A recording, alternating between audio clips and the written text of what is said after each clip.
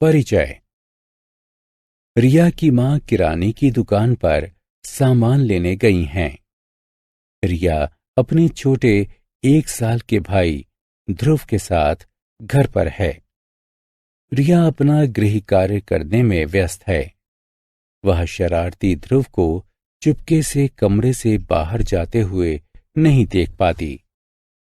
कुछ समय बाद रिया अपने भाई के चिल्लाने की आवाज सुनती है। वह हड़बड़ाहट में अपने कमरे से बाहर आती है और देखती है कि रसोई में ध्रुव की उंगली से खून बह रहा है। वो ध्रुव को शांत करती है और उसकी उंगली को धोकर उस पर पट्टी बांध देती है। वो अपनी मां को फोन करके दुर्घटना के बारे में बताती है और उन्हें तुरंत घर वापस आने को कहती है। इस अध्याय में आप सुरक्षा के नियमों और प्राथमिक चिकित्सा के बारे में जानेंगे। आओ सीखें। निम्न के लिए सुरक्षा के नियमों की सूची बनाना। सड़क, बस, घर और स्कूल के लिए प्राथमिक चिकित्सा को परिभाषित करना। प्राथमिक चिकित्सा के लिए करने योग्य और ना करने योग्य बातों की सूची बनाना।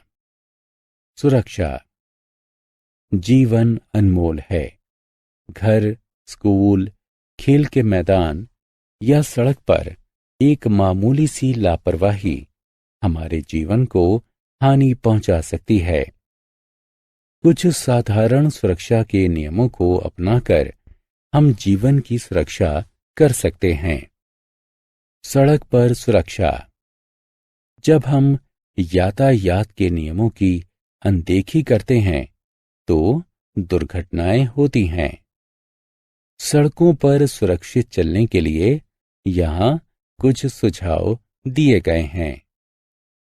हमें हमेशा चलने के लिए फुटपाथ का उपयोग करना चाहिए। सड़क पार करने के लिए ज़ीब्रा क्रॉसिंग का ही प्रयोग करना चाहिए। सड़क पार करते समय अपने से बड़ों की मदद लेनी चाहिए। सड़क पार करते समय सबसे पहले दाईं ओर, उसके बाद बाईं ओर और फिर दोबारा से दाईं ओर देखकर ही सड़क पार करनी चाहिए। यातायात बत्ती। सड़क पर हमारी सुरक्षा के लिए यातायात संकेत होते हैं। हमें हमेशा उनका पालन करना चाहिए। सबसे ऊपर लाल बत्ती वाहनों को रुकने का संकेत देती है। सबसे नीचे हरी बत्ती वाहनों को आगे चलने का संकेत देती है और बीच वाली पीली बत्ती इंतजार करने का संकेत देती है।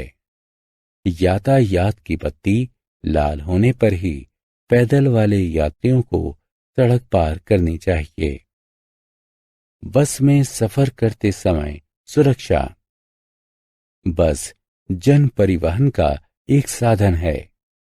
एक बस दुर्घटना होने पर एक ही बार में अनेक जिंदगियां खतरे में आ सकती हैं। इसलिए बस में सुरक्षित यात्रा करने के लिए कुछ नियमों का पालन करना चाहिए। वे नियम हैं: बस में चढ़ने के लिए एक पंक्ति बनानी चाहिए। पंक्ति में खड़े होकर धक्का मुक्की नहीं करनी चाहिए।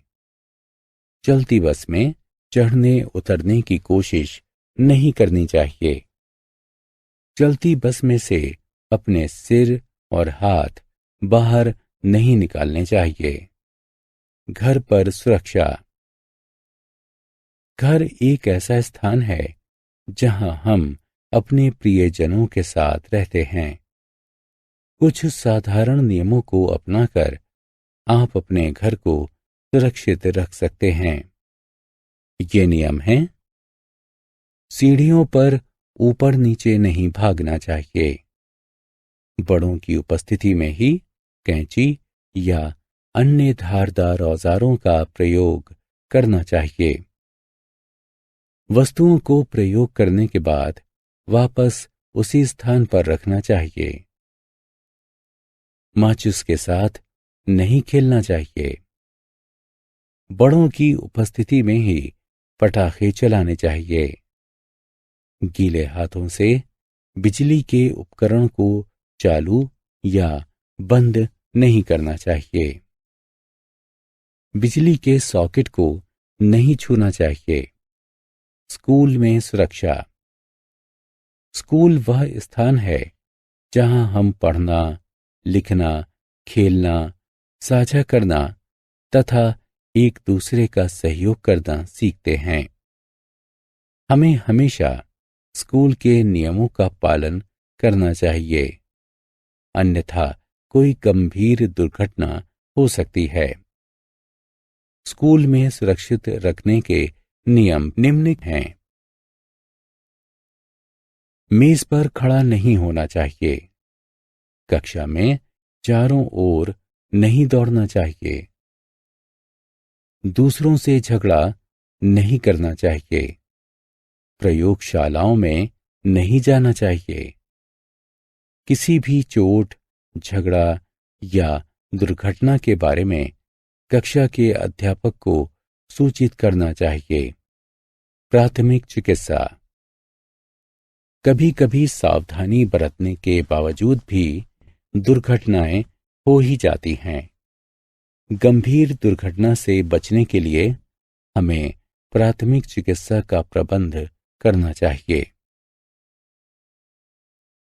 किसी दुर्घटना के दौरान किसी पीड़ित को अस्थायी रूप से किंतु तुरंत आराम पहुंचाने में दी जाने वाली सहायता प्राथमिक चिकित्सा कहलाती है।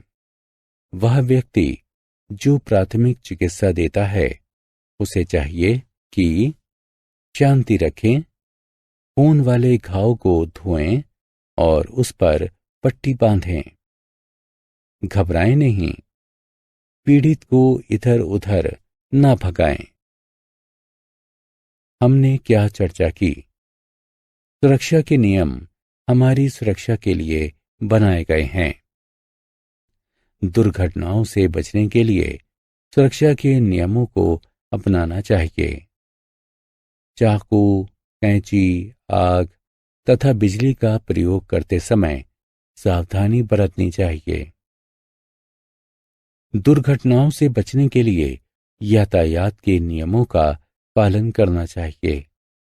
बस से चढ़ते और उतरते समय नियमों का पालन करना चाहिए। स्कूल और कक्षा में चोटों और दुर्घटनाओं से बचने के लिए सुरक्षा के नियमों को अपनाना चाहिए। किसी दुर्घटना के दौरान किसी पीड़ित को अस्थायी रूप से किंतु तुरंत आराम पहुंचाने में दी जाने वाली सहायता प्राथमिक चिकित्सा कहलाती है।